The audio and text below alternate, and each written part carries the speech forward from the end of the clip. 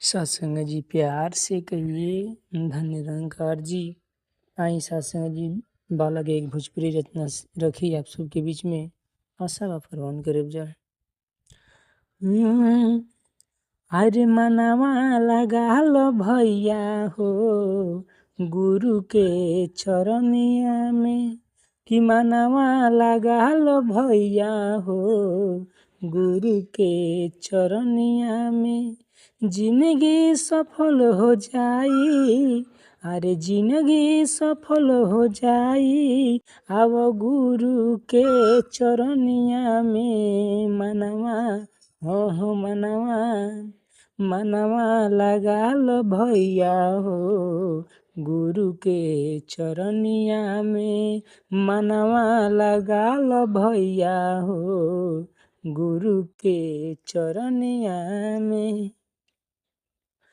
हो सतगुरु से जुड़ल रही जिंदगी के तार हो, सभे मन मगन रही घर परिवार हो। सतगुरु से जुड़ल रही जिंदगी के तार हो, सभे मन मगन रही घर परिवार हो।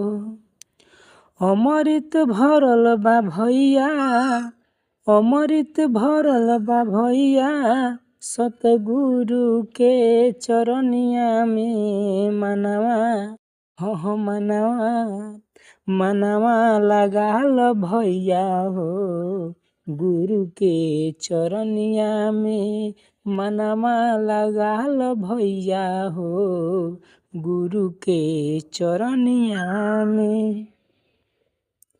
हो स्वर्ग से सुंदर बाटे गुरु दरबार हो, तन मन धन से करब सेवा सत्कार हो स्वर्ग से सुंदर बाटे गुरु के दरबार हो, तन मन धन से करब सेवा सत्कार हो।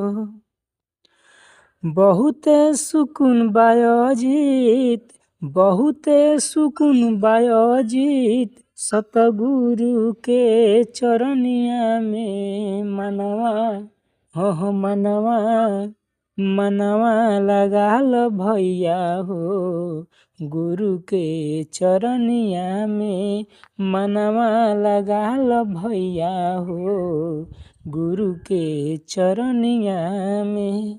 सत्संग जी प्यार से कहिए धन्यंका जी। दास का भजन अच्छा लगा हो तो लाइक शेयर सब्सक्राइब कीजिएगा। सत्संग जी प्यार से कहना धन्यंकार जी।